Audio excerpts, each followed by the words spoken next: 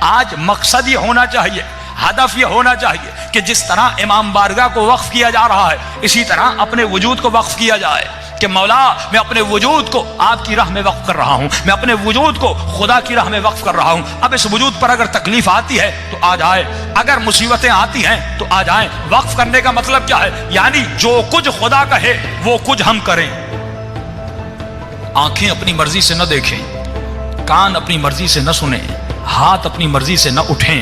یعنی گھر میں اخلاق وہ ہو، راستے میں اخلاق وہ ہو، بزنس میں رفتار وہ ہو جو اہل بیت نے چاہا۔ فرمایا جب وجود مکمل ایسا بن جاتا ہے تو امام زمانہ کا دل خوش ہوتا ہے۔ آج مومنین سے ایک سوال کروں گا کہ جب شب 15 شعبان آتی ہے، آپ ایک خط لکھتے ہیں امام زمانہ کو، کیا سال میں اپنے محبوب کو ایک خط لکھا جاتا ہے؟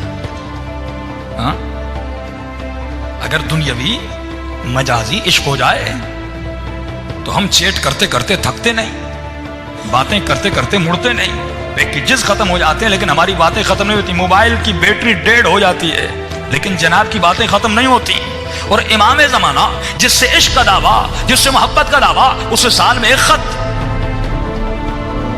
یہ تو امام نے کہا مجھے لکھو تاکہ شیعوں کو سکھائیں کہ جو تو خط لکھتا ہے مجھ تک پہنچتے ہیں۔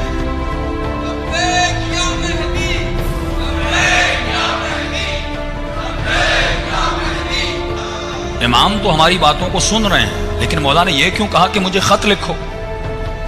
اس کا مطلب مولا اپنے چاہنے والوں کو ٹرینڈ کروانا چاہ رہے تھے، کیونکہ خط لکھنے سے پہلے زمانے میں جب مولا نے کہا تھا وہاں پر صرف خط کا ذریعہ تھا، ای میل تو نہیں تھا، فون تو نہیں تھی۔ اس وقت تنہا ذریعہ ارتباط جو انسان آپ سے دور ہوتا ہے آپ اسے خط لکھتے ہیں، اس کی ایڈریس پر خط بھیجتے ہیں۔ تو مولا نے کہا مجھے خط لکھو تاکہ پہلی بات تو تجھے یقین ہو جائے تیرا کوئی مولا ہے جو تمہارے خطوط کو پڑھتا ہے، جو تمہارے خط کو دیکھتا ہے، تاکہ یقین ہو فزیکلی ایک ارتباط ہو تمہارا امام زمانہ کے ساتھ۔ کیونکہ آپ کبھی ایسے انسان کو خط نہیں لکھتے جس کا وجود ہی نہ ہو، جو مر چکا ہو اس کو کبھی خط نہیں لکھا جاتا۔ خط اسے لکھا جاتا ہے جو زندہ ہو، خط اسے لکھا جاتا ہے جو آپ کا خط پڑھے۔ تو سال میں ایک مرتبہ مولا نے اپنے شیعوں کو ایک ٹریننگ دی کہ مجھے خط لکھو تاکہ ایک تمہارا فزیکل کنیکشن بنے اپنے مولا کے ساتھ۔ لیکن علماء فرماتے ہیں یہ خط کا سلسلہ، یہ ارتباط کا سلسلہ روزانہ اپنے مولا سے ہونا چاہیے۔ جس طرح تو اپنی ماں سے محبت کرتا ہے، اپنے باپ سے محبت کرتا ہے، اپنی بیوی سے محبت کرتا ہے یا مجازی عشق میں مبتلا ہوتا ہے، تو کتنا کنیکشن میں رہتا ہے، کتنا ارتباط میں رہتا ہے، اسی طرح ہر شیعہ کو اپنے مولا کے ساتھ ارتباط میں رہنا چاہیے، کنیکشن میں رہنا چاہیے۔ اب مولا کے لیے کیا کرے؟ فرمایا صرف خط لکھنا ضروری نہیں، روزانہ رات کو بیٹھو، نماز تہجد کے عادی بنو، آدھا گھنٹہ اپنے مولا کے لیے نکالو، 15 منٹ نماز تہجد پڑھیے۔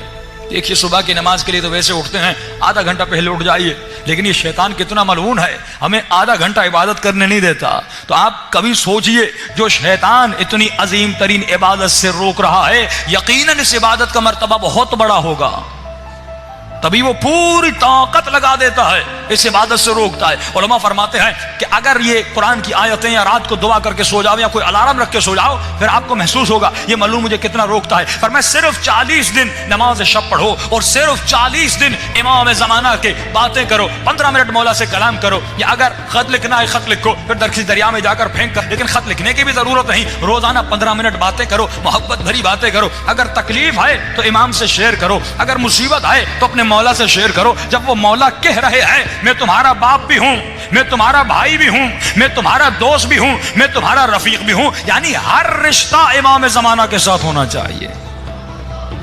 لیکن ہم نے مولا کو صرف ایک محفل بنا دیا کہ سال میں ایک فنکشن کرنا ہے 15 شعبان کا، اور ایک دعائے کمیل پڑھنی ہے اور جمع ہونا ہے، خط لکھنے ہیں، مولا شادی نہیں ہو رہی، مولا پیسہ نہیں، مولا جاب نہیں ہو رہی۔ اور یہ مومنین جب کربلا بھی جاتے ہیں یہی دعائیں کرتے ہیں۔